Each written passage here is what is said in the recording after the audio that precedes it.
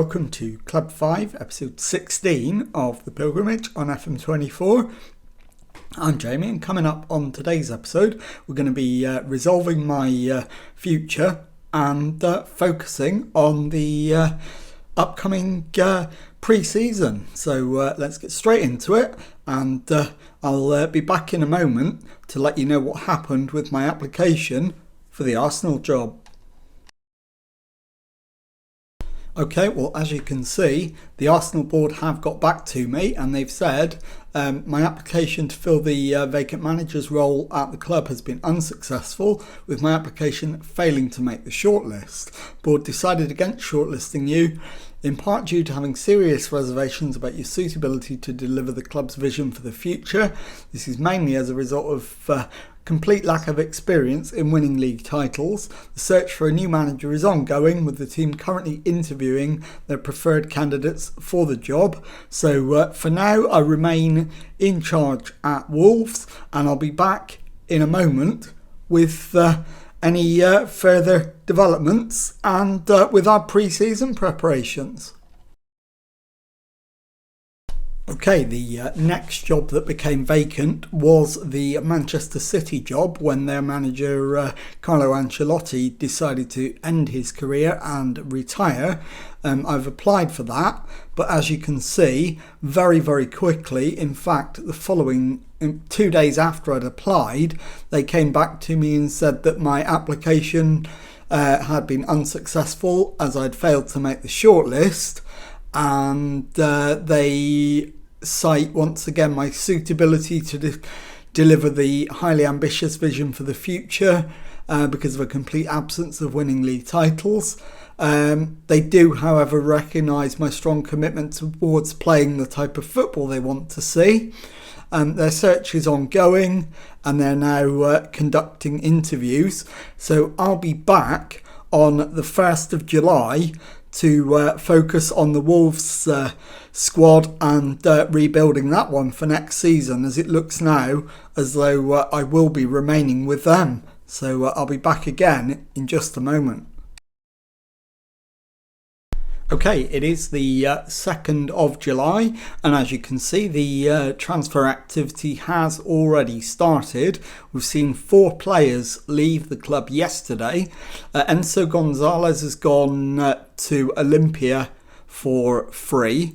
Chris Biggs has gone to Huddersfield, also on a free. Brendan Aronson joins Sporting Portugal for 31 million. And finally, Tosin Adarabioyo joins Hull on loan. So let's have a look at what that means for the squad as it stands now. We have 2 goalkeepers, but I will be looking to bring in another one and hopefully move on Awono to make room for that goalkeeper to come in. We've got 2 decent right backs, so I won't be looking to do anything there. In terms of centre back, in fact, let me just filter that so it makes it easier to see. There we go. We've currently got 3 centre backs at the club, all of whom are good enough to feature in the first team squad. So I'll be looking to add 1 to the centre-back ranks to give us a field of 4 to pick from. In terms of left-backs, we've got 1 world-class left-back, but nothing in terms of a backup. So we'll be looking for another left-back. Clearly, we're going to look for a defensive midfielder to bring in as backup to João Gomez. In central midfield, we've got 5 players currently. I'm going to look to bring in 1, hopefully somebody better than both Webster and Joe Hodge, and that will see our midfield fully stocked. In terms of the right hand side, we've only got 1 now, and that is Andre Franco. So I'll be looking to bring in somebody of at least the same quality as him, if not better. In terms of the left-hand side, I think we're fine. We've got Guedes and Diego Lopez, with Lopez being clearly the first choice, although with Guedes being 32, if we get a reasonable offer for him, I wouldn't be averse to seeing him leave and trying to bring in an alternative backup, maybe a youngster. And then we finally look up front, and we've got Nyangbo, we've got Kalajic, Yakubu, and the best striker at the club, Fabio Silva. So I certainly won't be looking to bring in anybody up top, even if Yakubu doesn't sign a new contract. As you can see, his deal has expired, as has that of Charlie Webster. So that might also dictate what happens in midfield. So with the squad rounded up in its current position, I'll go and make some offers, and I'll bring you back when we've got the first batch of arrivals. Okay, it's now the 9th of July, a week since I last updated you, and as you can see there's been one further departure, but as yet no arrivals. Joe Hodge has joined Preston for £175,000, potentially rising to £230,000, and I will come back in a week's time and hopefully have some incoming transfers to update you with. Okay, another week's gone by. It's Monday the 16th of July, and we've had one further departure. Timo Ehret has joined Darmstadt for £38,000. As you can see, still no arrivals yet, but we have got some offers in the pipeline.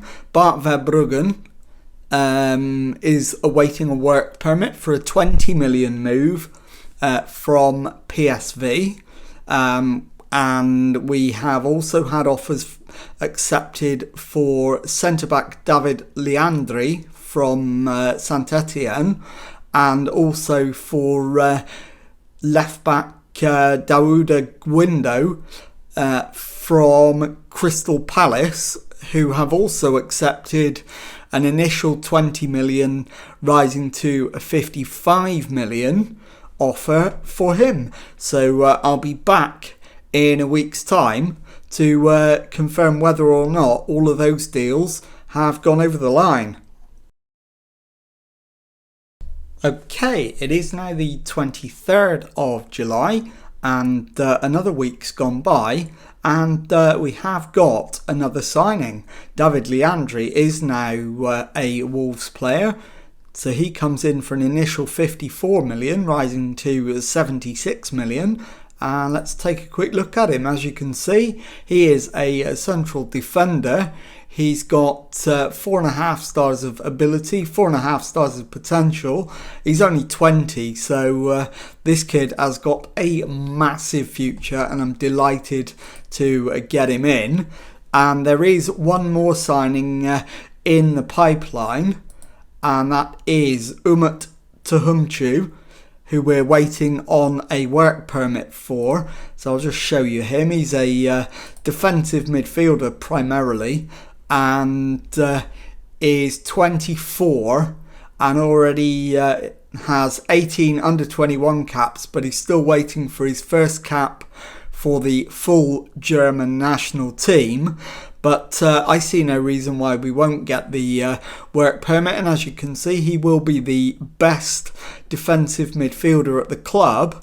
And with that, I'll leave you again, and I'll be back in another week with further news on signings. Okay, we are another week into pre-season. It is now the 30th of July, and as you can see, we have completed the signing of Umut Tuhumchu from Hoffenheim for £40 million. So let's have a look at him. He is a defensive midfielder and central midfielder. 3.5 stars of current ability and 3.5 stars of potential.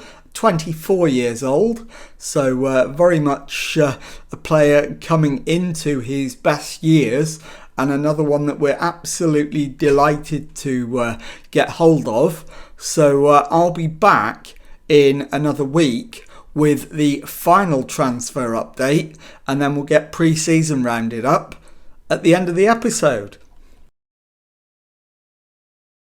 Okay, it is now the 13th of August, 2 weeks since I last spoke to you, and unfortunately no further arrivals have happened, and we've had to cancel a couple of deals that we did have potentially lined up due to lack of further funds. So with the transfer business done, let's have a look at the squad as it stands now. And as you can see, there are 3 goalkeepers, but Awono is unregistered because he is under a transfer bid, and I fully expect him to leave in the next few days for Middlesbrough. So our goalkeepers will be Bart Verbruggen and Antonio Silveira. And at right back we will have Jordan Teze and Rule Walters. Centre backs will be Iwu, Darling, Mosquera and new signing Leandri.